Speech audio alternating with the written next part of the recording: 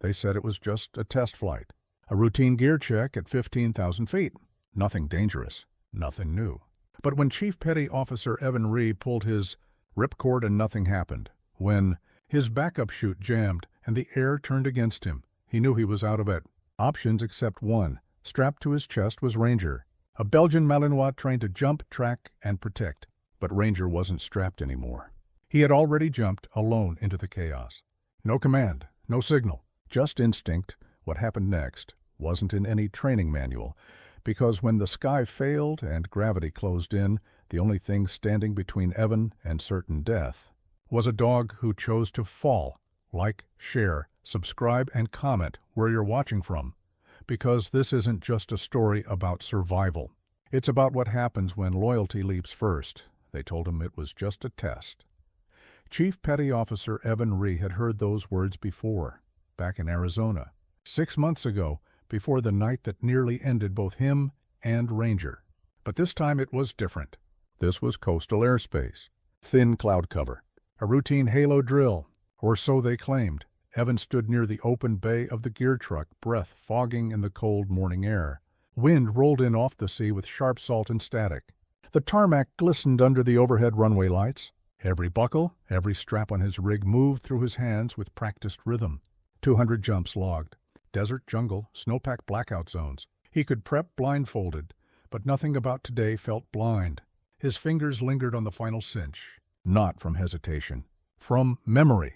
A soft scrape of claws behind him. Ranger. The Belgian Malinois stood just feet away, square and still, his eyes locked on Evan's movements. He wore the tandem harness like armor. Oxygen tube clipped, altimeter collar glowing faintly. His breathing even, steady, a working dog, elite trained. But more than that, he was watching Evan the way no human ever had. Evan crouched and ran a hand down Ranger's flank. "You don't jump unless I fall." "Got it?" He didn't say it loud. He didn't need to. Ranger blinked once, then sat. Understood. The helicopter's blades began to spin up in the distance, slow and heavy at first, then rising. Dust coiled at the edges of the helipad. The storm cell hovering over the southern coast would narrow their flight window to under an hour. Maybe less. The crew didn't press him. Test flight, they said. Gear confirmation, routine. Evan glanced down. Ranger didn't shift. It had been 6 months since the collapse, when the Arizona jump went wrong. Evan had blacked out on descent. Altimeter failure. Faulty reserve. He woke tangled in a pine canopy 15 feet up, ribs cracked, vision blurred. Ranger had landed hard nearby, rear leg shattered, but still dragged himself far enough to pull Evan's rig off a failing branch. Saved them both. That kind of loyalty doesn't get retrained. It gets remembered. As they boarded the bird, Evan clipped Ranger's tether into the chest rig with a gentle tug. The Belgian tensed just enough for confirmation. Secure. Inside the chopper, red cabin lights strobed in low pulses.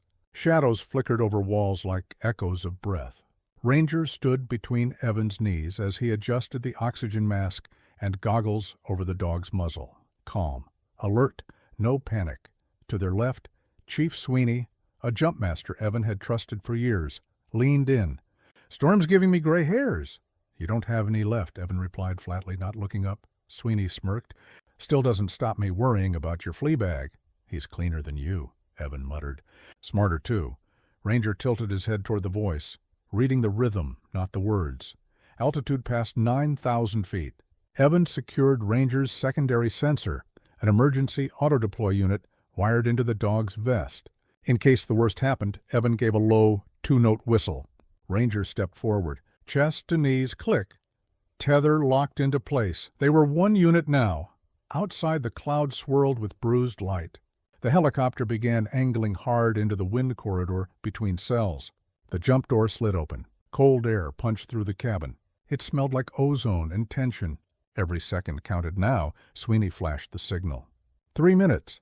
Evan closed his eyes for half a beat, just long enough to feel the weight of the promise he made to this dog. Not to command, not to protocol. To Ranger, they had trained for everything. Tandem dives, emergency signals, auto-deploy, but not for what was coming. 1 minute. The first 2 jumpers went clean. Gone in seconds. Door light shifted. Green, Evan rose, pulled Ranger tight to his chest. They stepped into the void. Together, Wind screamed. Straps tore past skin. The sky swallowed them whole. Free fall. Silent. Blinding. Evan's hands moved on instinct. At 9,000 feet, he reached for the ripcord. Pulled. Nothing. He yanked again. Still nothing. The primary was dead twist, reach, back up, half pull. Jammed Evans. Heartbeat vanished into cold calculation. Terminal. Velocity in seconds. He glanced down. Ranger was braced, eyes locked. Waiting.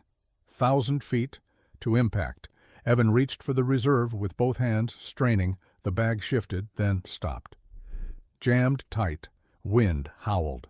The altimeter flashed red. Ranger moved. He twisted, unsnapped the tandem clasp with his muzzle, just as they'd trained, and leapt untethered. Free. Evan spun in open sky. The dog had jumped. Alone. The sky spun like a kaleidoscope of broken glass. Cold air lashed against Evan's face, straps whipping, goggles rattling. His arms fought the wind, every movement distorted by terminal velocity. The jammed reserve tugged hard to his left side, dragging him into a downward spiral. He was running out of time. The altimeter screamed through 6,000 feet. He clawed at the housing on his reserve chute, trying to tear the deployment flap wider, but the ripcord had snagged somewhere inside the bag. The static burst from the storm above had corrupted the firmware and blown the sensor. Everything was failing, except him. Not yet. Evan braced and pulled hard. Again, nothing. And then he saw it. Below and behind, a blur against the blue-gray atmosphere, dropping fast. No tumble, no panic. Ranger, the dog, had detached. He was diving. Not falling, diving. Evan's brain jolted. Ranger's training ran deep, but this wasn't protocol. This wasn't anything they had drilled. The Belgian Malinois had read the situation, felt the tension snap, and made a choice no human could have asked for. He had chosen to fall after his handler, 500 feet. Wind smashed against Evan's chest as he rolled midair, trying to stabilize his body. One arm tucked, one extended. Control the spin, fight the drag. The world tilted sideways. All he could see was a blur of clouds and light. Then a shape broke through the turbulence. Ranger, streamlined, legs folded. Head down, his eyes locked onto Evans with terrifying focus. It was not instinct. It was not fear. It was intention. Evans' heart slammed into his ribs. He reached for the reserve cord again, but his grip slipped. The fabric was fused. Blood pounded in his ears. The scream of descent blurred into silence. Then, impact, not the ground. Ranger. The dog slammed into Evans' chest rig with a calculated force, paws spread, shoulder pressed tight. His teeth gripped the edge of the rig, not biting, but bracing.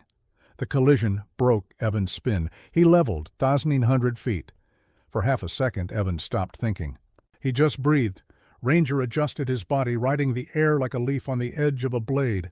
Not tethered, not guided, just trained to stabilize. Trained to find his handler. Trained to survive with him. Evan reached for him, but Ranger shifted again, just out of reach. He wasn't trying to hold on. He was setting something up. That was when Evan saw it, a flicker of green on Ranger's left shoulder. Emergency proximity sensor. It had triggered. The software on the dog's rig had picked up Evan's chute failure. It responded. Click. At 3,700 feet, Ranger's chute exploded open, not all at once, but in a staged release designed to delay canopy bloom just long enough for momentum to shift. The drag jolted the dog upward, yanking him into a controlled arc. And then, another snap. The tension from Ranger's chute caught Evan's reserve pack. One thread tore. Another shifted. Then, crack, Evan's chute exploded outward. Not a clean bloom. A violent, chaotic one, but enough. They both stopped falling. Air caught. The roar became a whisper. Two canopies flared in tandem, one ragged and half-shredded, the other perfectly compact. Evan blinked against the blur. His ribs screamed. His shoulder throbbed. But he was alive, and 20 feet out, riding wind like a soldier on a mission, was Ranger, drifting steady, legs tucked, chute cords tight. The impossible had just happened, but survival wasn't guaranteed yet. Evan reached for his toggles. The left responded. The right did not. Twisted. Useless. A riser had snapped free in the drag burst. He drew his blade. sliced the loose strap before it collapsed the canopy, and adjusted course. The clouds broke. Below them, marshland, pine ridges, no airfield, no base. They had been blown miles off course, and they were still drifting fast. Evan glanced toward Ranger's canopy. The dog's chute caught a strong gust and wobbled. His landing would be hard if they didn't find clearing. Evan scanned the terrain, then saw it. An old maintenance road cutting through the trees. Barely wide enough, but open. Altitude, 400 feet. Come on, Ranger, he muttered, breath ragged. Stick the landing. Wind slammed them both in the final 100 feet. Evan flared hard, boots down. Hit mud, slid, rolled, branches cracked. His vest scraped gravel. One foot twisted. He tumbled sideways into the underbrush and hit the ground hard, ribs screaming. And then, whump 10 feet away, Ranger landed in a skidding spin, legs flaring, chute folding behind him like a ghost collapsing. He stumbled once, then stood, chest heaving. Eyes alert! Evan cursed under his breath and pushed to his knees. Pain radiated from his shoulder. His radio was dead, fried from the static burst. He had no beacon. No GPS, but Ranger was walking toward him, slight limp. Bloody paw. Still moving. They were alive, alone, but alive. Evan reached out. Ranger moved under his arm without needing a word. They stood in silence on the forest floor, pine needles wet with morning rain, wind licking through the branches. The jump had failed, the bond had not.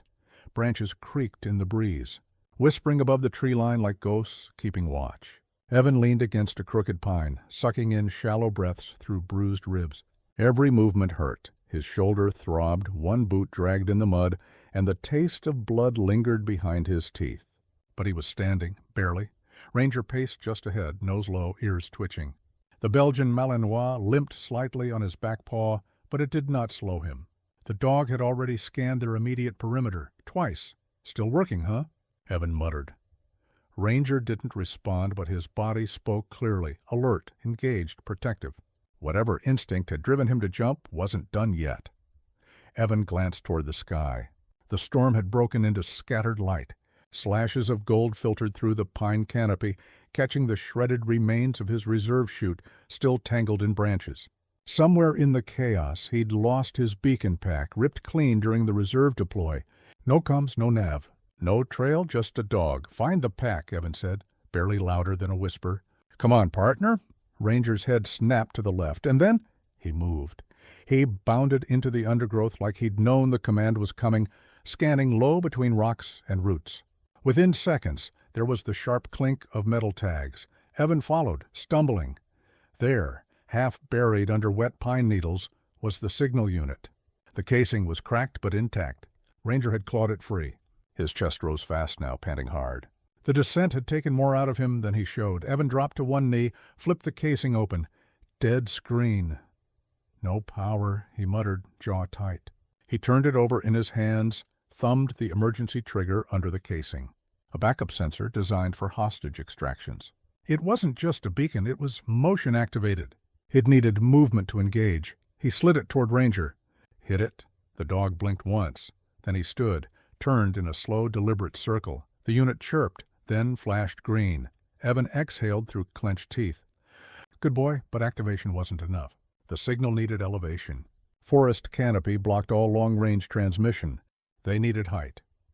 Evan slung the signal pack over one shoulder and nodded toward the ridge line that rose above the trees to the north. Let's go. They moved in silence, man and dog, broken but driven. Evan climbed with his good arm, gripping tree roots and outcrops. Ranger weaved between boulders and fallen logs, body moving with practiced precision despite his injured leg. The slope was brutal, but the view it opened was worse. Forest in every direction. No roads, no landmarks, no radio towers, just pine and stone and the gray edge of the sea. Then Ranger stopped. His ears twitched forward. Nose lifted, a low growl built in his throat, not loud but sustained. It was not pain. It was warning. Evan froze. He followed Ranger's line of sight, downhill, near the edge of the tree line. Movement. Two figures. Civilian clothing. One carrying something long, dark. Rifle? Tripod? Either way, wrong placement, wrong time. Restricted airspace. No trails for miles. They weren't hikers. Evan's jaw clenched. Smugglers? Poachers? Either way, threat. He pressed 2 fingers to Ranger's flank. 2 taps, silent alert. The dog's growl cut off instantly. His body stilled. But his eyes never moved from the target. The figures below kept walking, parallel to the ridge, unaware they'd been spotted. One of them laughed. Loud, careless. They thought they were alone. Evan waited. No breath louder than necessary. No movement. Then Ranger slipped forward, low. Silent, surgical. He disappeared into the brush like smoke, circling wide, keeping wind at his back, choosing shadow over speed, even injured. The dog moved like a ghost. Evan's hand stayed near his sidearm, still holstered. He didn't call Ranger back. Didn't need to. This wasn't about control. It was about trust. 60 seconds passed. Ranger returned the way he came. Still low, still deliberate. He sat beside Evan and looked up. No sound. Just a blink. Assessment complete. No immediate threat. They could move. Evan exhaled for the first time in what felt like hours. "You're still working," he said under his breath. "You don't stop, do you?" Ranger blinked again. The men below were gone now, fading into the trees. Probably smugglers passing through old logging routes. Unaware, a Navy SEAL and his K-9 partner had crash-landed in their corridor. It didn't matter. They had one mission left. Get found. Evan pushed himself upright. Pain flared through his shoulder, but he bit it down. He turned toward the highest outcrop on the ridge, where the wind cut clean across the top. Ranger followed, one paw dragging slightly. When they reached the crest, Evan collapsed beside a jagged boulder. He rested the beacon on a flat stone, adjusted the angle, waited. Nothing, no sound, no change. Then, 10 minutes later, Ranger's ears snapped forward again. This time, not growling, listening. Evan leaned up, saw it. A red flare broke the clouds far off on the horizon. Then, the low hum of rotors. Dust kicked up across the ridgeline, nose lights sweeping in slow arcs. They had been found. Evan raised one arm, fingers trembling from adrenaline crash. Ranger barked once, sharp, defiant. The chopper banked hard, turned toward them, and dropped into a low hover. Rotor wash flattened the grass, and there, silhouetted in the stormlight, man and dog, shoulder to shoulder, signaled for extraction. The medbay smelled like antiseptic and adrenaline. Evan sat shirtless on the edge of a reinforced cot, one arm in a sling, ribs taped tight beneath gauze. Dried blood crusted near his hairline. Every breath came with a wince. He said nothing. Ranger lay on the floor beside him, head between his paws. A shallow cut traced along his muzzle, already stitched. His back right paw was swollen, but he hadn't made a sound.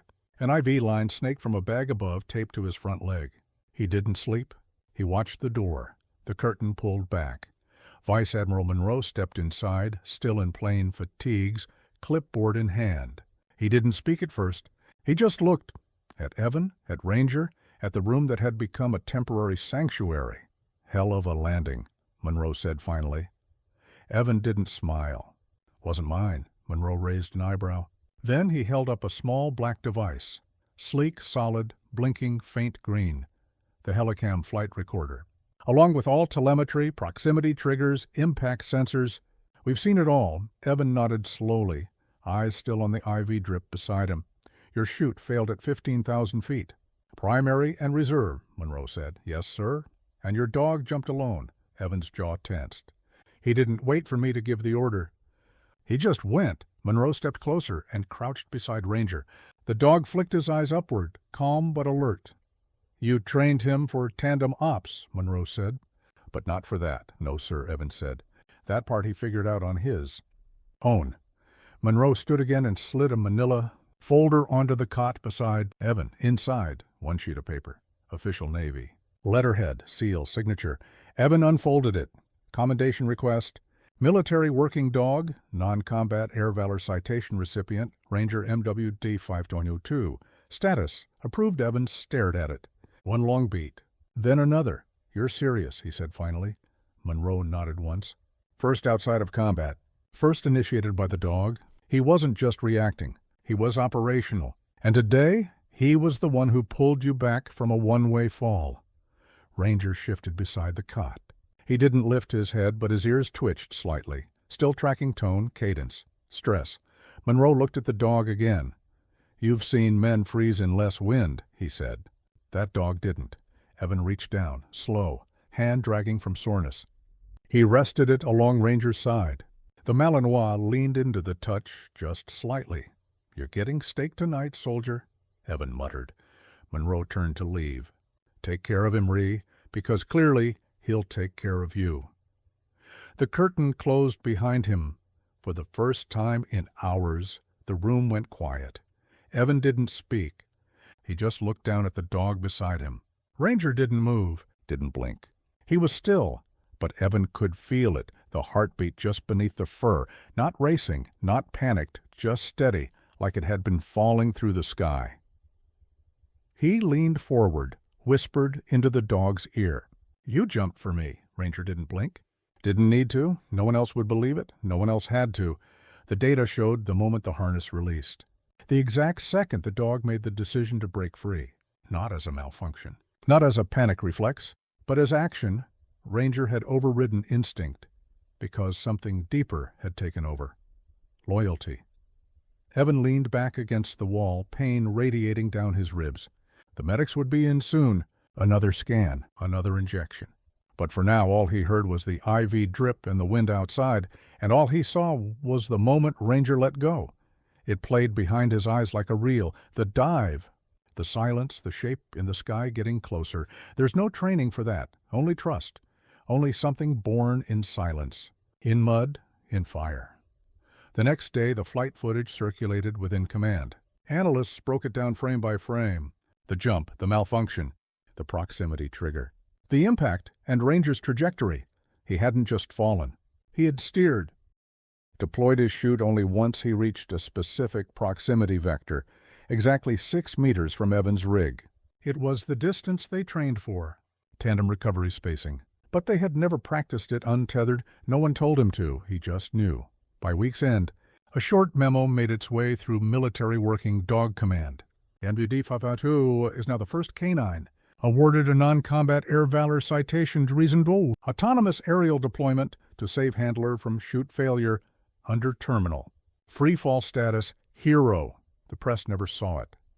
But the story spread anyway, within weeks. Ranger's name passed between hangars and field, offices and war rooms like a myth. The dog who jumped, not with his handler, after him. The story never made the news. Not the part that mattered. The military wrote their reports. The command chain signed off on the citation. But the real debrief didn't happen under fluorescent lights or inside clean offices. It happened where all truths start, in the dirt. 3 days after extraction, Evan requested a return to the ridge line. Cleared for movement under escort, his ribs taped and his shoulders still half dead, he walked with a hitch in his step. Not because he was fragile, because he needed to see it again. The jump zone, the landing site, the place where gravity tried to end him. And a dog rewrote the ending. Ranger walked beside him. No tether, no command, just there. The wind off the coast carried the scent of pine and salt and something else, something heavier. A silence that stretched between waves and branches. The kind of silence only earned. They reached the break in the trees where the 2 chutes had landed, Evans tangled in branches, Ranger's collapsed in a swirl like a discarded leaf. Evan knelt slowly, every joint complaining. He rested a hand on the spot where Ranger had hit the ground. "You came back to me," he said quietly. The dog stood behind him, still, watching, waiting. Evan turned, met his eyes. "You jumped alone." That was the part no one could explain. The flight data proved the dive. The sensors logged the deploy, but they couldn't track. Motive? Couldn't decode instinct. Couldn't measure love. No. Algorithm understood why a Belgian Malinois would choose to abandon tandem protocol, detach from the harness, and fall freely after a man in a broken rig. No tech existed to define that choice. But Evan didn't need tech. He had memory. And memory didn't lie. He remembered the blur of pause, the pressure against his chest, the shift in air as Ranger's chute deployed, and then the impossible, the yank that forced Evan's backup chute open. Just in time. That was no accident. That was trust forged in the dirt, in years of sweat and training and survival. It started long before this jump, started in a ravine 6 months earlier, when Evan had gone unconscious in a pine canopy with a shattered rig, and Ranger had crawled bone-broken to reach him. Back then, the dog had bitten through his cords, pulled him toward a branch that held, saved him from a second fall. Now he had done it again, just 15,000 feet higher. Evan stood slowly, knees stiff. Behind him, Ranger sniffed at a tangle of rope, his own chute cord, still looped around a branch. "Looks like you stuck the landing," Evan said. Ranger didn't wag his tail, didn't move, just looked up. He was still watching, still waiting, not for a command, for the next step. Evan reached down and untangled the chute line, coiled it around his hand, held it up. "Let's finish it. Together?" They began to walk. No rush, no trail, just movement. Through mud, over stone, through silent pine. The ridge fell behind them, and something else fell with it. Weight, guilt, fear. The sky hadn't beaten them. The earth hadn't taken them. And the dog who'd jumped had made sure of it. By nightfall, they returned to the outpost barracks. No fanfare, no speeches, just 2 cots, side by side, and a silence that didn't need filling. Evan lay back, arm draped across his ribs, pain low and dull. Ranger curled at the foot of his bed, paws twitching faintly in sleep. It was over, but one thing lingered. The question, why? Why would a dog jump? Not when told, not when tethered, but when everything else failed. Evan didn't know the full answer, but he knew the feeling. When his chute didn't open, he didn't think of training. He thought of Ranger's eyes, of Arizona, of the time the dog had dragged him bleeding through 2 miles of darkness without needing a single word. That was the answer. It wasn't instinct, it was memory. And memory, when built right, becomes action. The lights dimmed in the barracks. Outside, wind moved through the trees. Evan closed his eyes. The last thing he saw before sleep took him was a shadow of a chute, a flash of fur, and a moment in midair where everything made sense. A week later, Evan Rhee stood before a steel podium inside a hangar at Naval Air Station North Island. The floor gleamed with waxed grit. Ranks of officers lined the walls. Most wore dress uniforms. Some, like Evan, wore bandages beneath theirs. But only one wore a new collar. Ranger sat beside him, calm, upright, ears twitching faintly at the murmur of the crowd. He didn't shift, didn't bark. He just watched, the way only a combat dog can. A senior officer stepped forward, cleared his throat, and began reading. For actions taken outside standard protocol, in a non-combat setting, under extreme duress and imminent loss of life. The Department of the Navy recognizes military working dog MWD 522, Ranger, with the first non-combat air valor citation awarded to a canine asset. Polite applause echoed through the hangar. Ranger didn't flinch. He just looked up at Evan. Briefly, that was all. Afterward, there were handshakes, questions, jokes about parachute ratings and skydiving. Mutts. But the moment passed quickly, because everyone in that hangar had read the report, and most of them had watched the footage. They knew what the numbers meant. They saw the moment a dog unhooked himself from safety, dove headfirst into wind shear, and altered the trajectory of a human life. Some called it luck. Others called it programming. But Evan called it something else. Choice. That night, back at the barracks, the team gathered around a long table for a quiet dinner. A steak had been cooked rare and served in a clean steel bowl. No ceremony, just ritual. Evan set it down without a word. Ranger looked at him once, then lowered his head and ate slowly, each bite deliberate. Like the job was still not quite finished. It wasn't. The real ending came later, in the dark, when Evan found himself alone on the airfield with the stars stretched wide above him. He had a box in his hand. Inside, a tangle of cut cord, part of his backup chute, frayed from the snap Ranger had caused when his own canopy deployed. It had yanked the jammed strap just enough to trigger a secondary release. Without that pull, Evan would not have survived. He didn't keep it as a trophy. He kept it as a reminder that sometimes Survival doesn't come from the plan. It comes from the one who refuses to let go. The wind shifted. Evan looked down. Ranger stood beside him, unprompted, silent, just there, no leash. No tether, just two shadows on an open runway. Looking up, "You saved my life," Evan whispered. Ranger blinked. And Evan realized something. He had trained this dog to follow, to obey, to sync with jumps, clear doorways, sniff explosives, hold position, give chase. But he had never trained him to act alone. That was Ranger's odd decision. 15,000 feet in the air, one snap, one leap, one impossible collision, and two canopies drifting through a sky. Split by storm, they say dogs can't understand gravity, but this one understood him. He had seen the danger. He had calculated the risk, and he had jumped without orders, without fear, not for survival, but for something bigger, because loyalty isn't just about staying close. It's about choosing to fall when the one you love is falling. The next morning, Evan walked Ranger along the outer edge of the base where the cliffs overlooked the sea. The storm had passed. Sunlight streaked across the water in long ribbons, and gulls floated overhead. They reached the overlook in silence. Evan sat on the rocks. Ranger stayed standing, watching, not out of tension, but readiness. After a while, Evan spoke. "There are people who won't believe it happened the way it did." Ranger didn't move. Evan reached into his coat, pulled out the citation, unfolded the single sheet. "They'll say it was an accident. That the sensor saved me. That the proximity trigger worked." He looked down. "But I know the truth." Ranger's tail gave a single flick. "You didn't wait," Evan said. "You jumped for me." He looked up at the sky, felt the wind press against his face. It didn't sting anymore. It carried something different now, the weight of a second chance. Beside him, Ranger finally sat, close, shoulder to leg. Their shadows merged against the rock, and for a long time, neither of them moved. The sky didn't need to remember what happened that day. The clouds didn't need to record it, because the ones who lived it would never forget. Evan stood, folded the citation, and looked down at the dog who changed everything. "You ready to go?" Ranger rose. They walked back down the path side by side.